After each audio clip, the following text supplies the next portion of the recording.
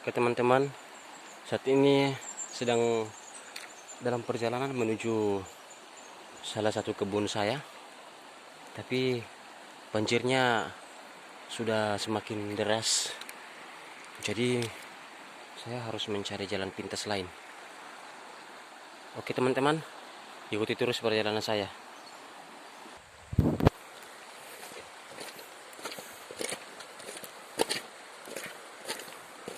Wow, saya harus lewat mana ini? Jadi kita coba. Kita lewat sini saja ya, teman-teman. Bisa gitu. Ada bekas kaki juga.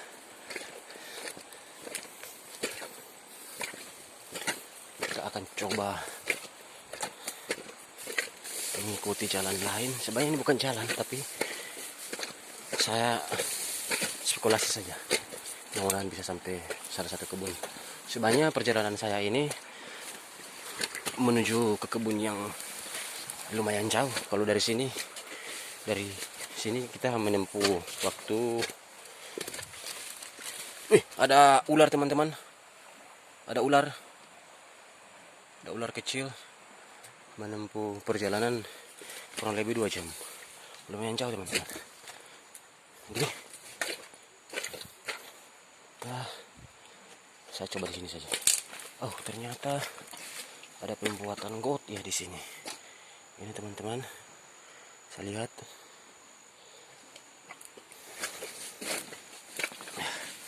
Saya harus lompat ini. Oke. 1, 2, 3. Iya. Oh, lolos.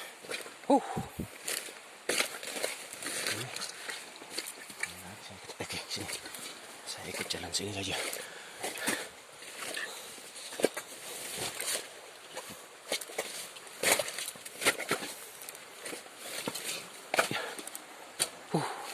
Terjang sekali.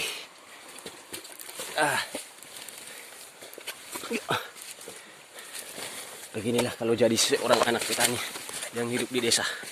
Ya.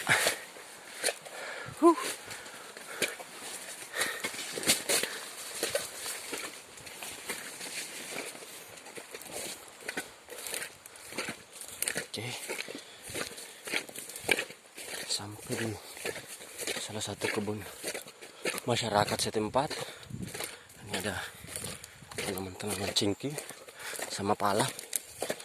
Ini saya harus mencari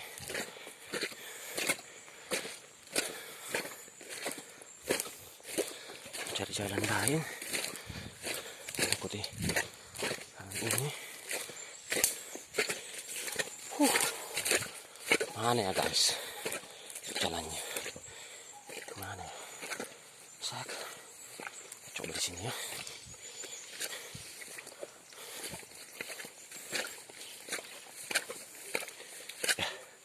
Kita ikuti saja dulu ini.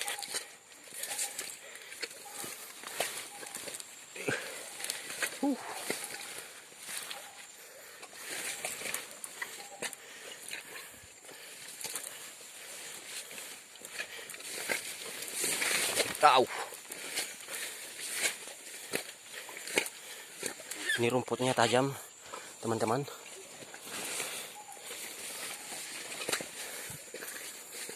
Pala.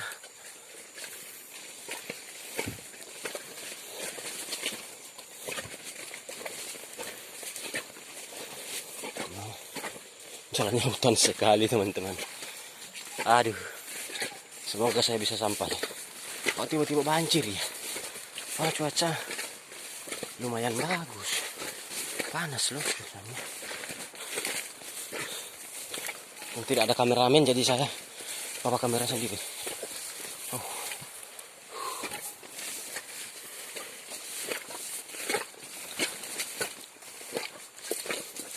Ini kita berjalan di atas bawah sungai.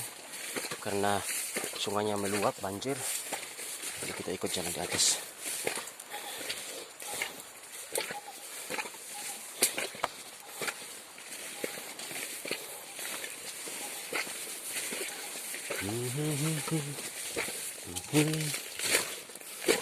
Ya.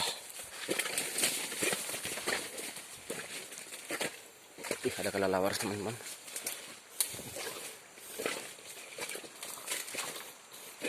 Jalannya sudah jam begini, tapi sudah jam 9, tapi jalan di sini masih gelap karena pepohonan yang masih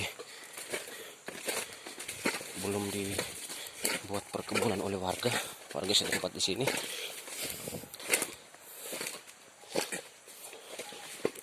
Terjang ya. Wow.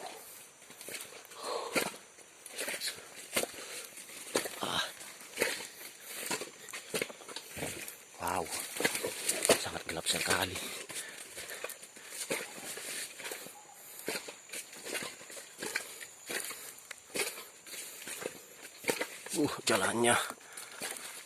Jalannya sulit, sangat sulit.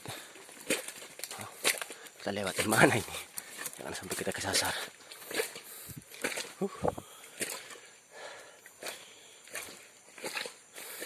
Semoga yakin dan percaya kita bisa sampai kebun. Daripada kita mengambil risiko berjalan di sungai, kita ikuti jalan di atas saja. Seperti ini.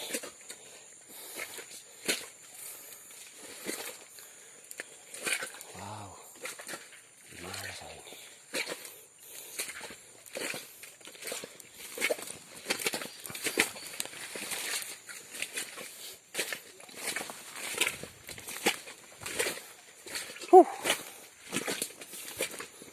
Luar biasa.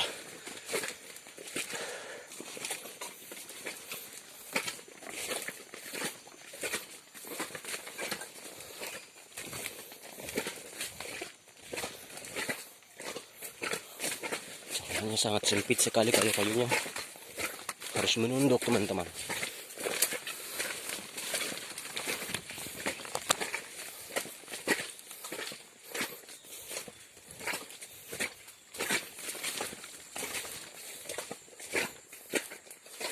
Ya, ternyata kita lolos. Kita sampai di kebun. Ya.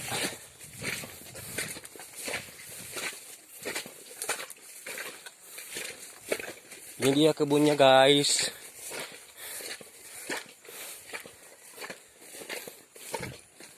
Kita sudah sampai.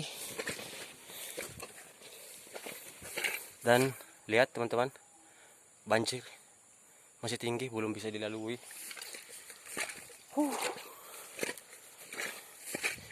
Dan ini kita sudah sampai di rumah perkebunan.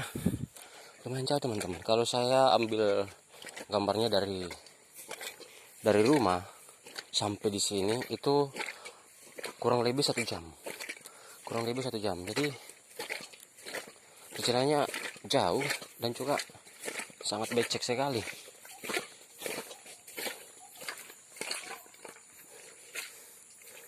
Ya.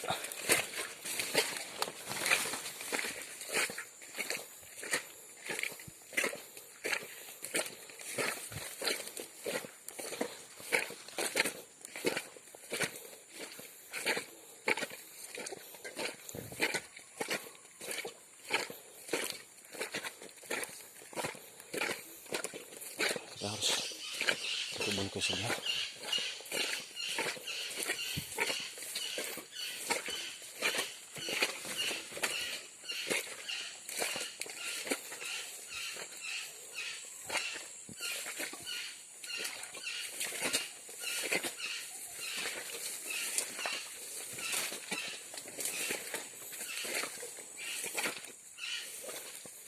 Sebenarnya perjalanan saya itu pergi ke kebun yang satu, tapi karena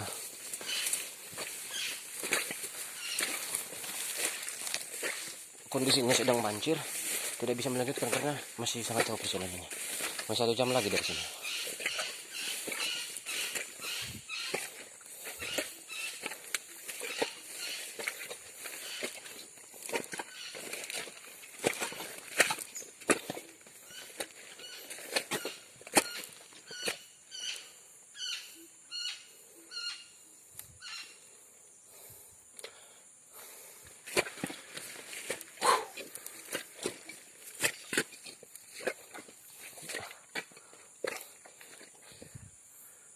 manggis tapi tidak ada buahnya. Baik teman-teman, saya jeda dulu videonya. Saya akan lanjutkan lagi.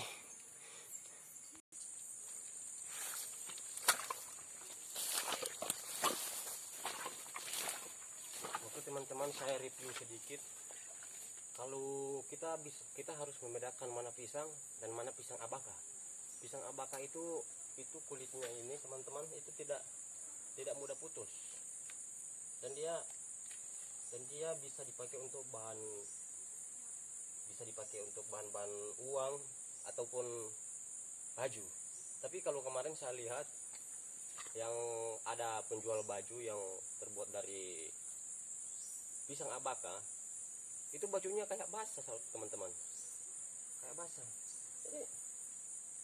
Jadi saya bilang, oh ternyata bisa ya, ternyata ini pisang abaka teman-teman. Pisang abakannya kalau di NTT sana saya lihat pisang abakannya kayak ekor burung cendrawasih begitu teman-teman. Tapi kalau di sini kayak pisang. Jadi kalau orang tidak tahu, mereka pasti mengira ini pisang. Tapi tidak teman-teman, ini kita bedakan daunnya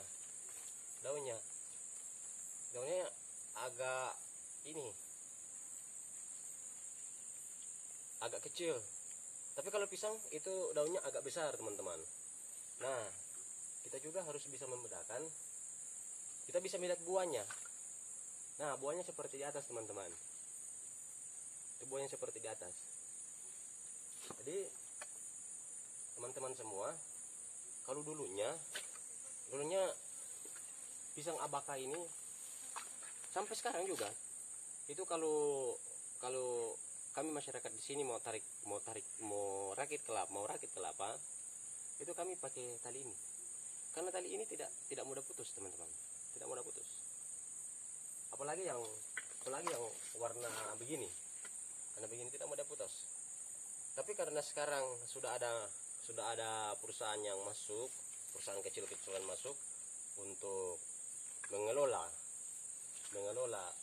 pisang abaka ini. Jadi sekarang kami sudah membudidayakan ini, dan untuk merakit dan menarik sampai kelapa sampai di jembatan itu kami menggunakan tali dari toko. Jadi kami menggunakan tali itu karena sayang sekali kalau ini dirusak ya teman-teman.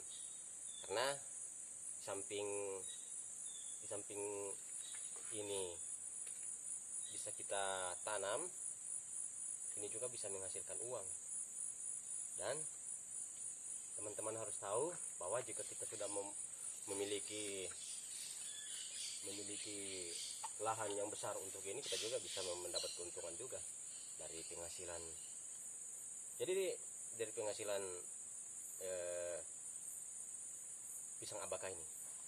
Jadi teman-teman, mulai saat ini kita harus lestarikan pisang abaka. Kita tidak usah lagi memotong, apalagi kita dalam keseharian yang ada di daerah sini, daerah Kepulauan Talaut, khususnya di desa Ensem, itu mau menarik kelapa, kita rakit pakai tali ini. Jadi sekarang kita harus budidayakan agar supaya generasi kita bisa mengetahui manfaat dari tanaman ini. Oke teman-teman, saya juga mau tunjukkan.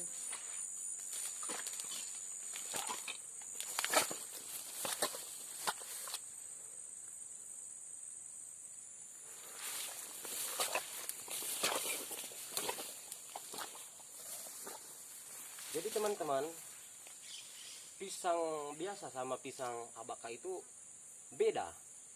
Jadi seperti yang saya sudah katakan tadi, itu banyak. Jadi pisang biasa seperti ini teman-teman. Kita lihat sendiri, daunnya lebar, buahnya juga beda, jantungnya juga beda. Jantung pisangnya bukan jantung hati ya teman-teman. Jadi ini pisang biasa. Kalau kita kayak review tadi yang saya jelaskan tadi soal abaka ini teman-teman, itu berbeda. Jadi ini bedanya, kulitnya ini tidak bisa dipakai untuk bikin tali karena mudah putus. Tetapi kalau untuk digoreng-goreng pisang jagonya. Tapi kalau di sana tidak bisa karena itu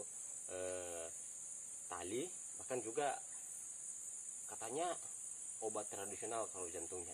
Tapi saya juga mau cari kebenarannya, nanti saya akan bagikan di sini dengan teman-teman semua agar kita sambil melihat apa yang ada di Sulawesi Utara ini, khususnya daerah Kepulauan Talaut, apa yang harus kita budidayakan dan apa yang harus kita angkat lagi supaya generasi-generasi kita paham apa ini yang harus kita budidayakan supaya kita tidak lagi bergantung pada orang lain.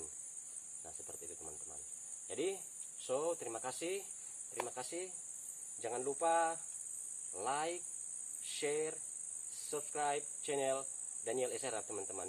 Atas dukungan kalian, saya ucapkan dadah.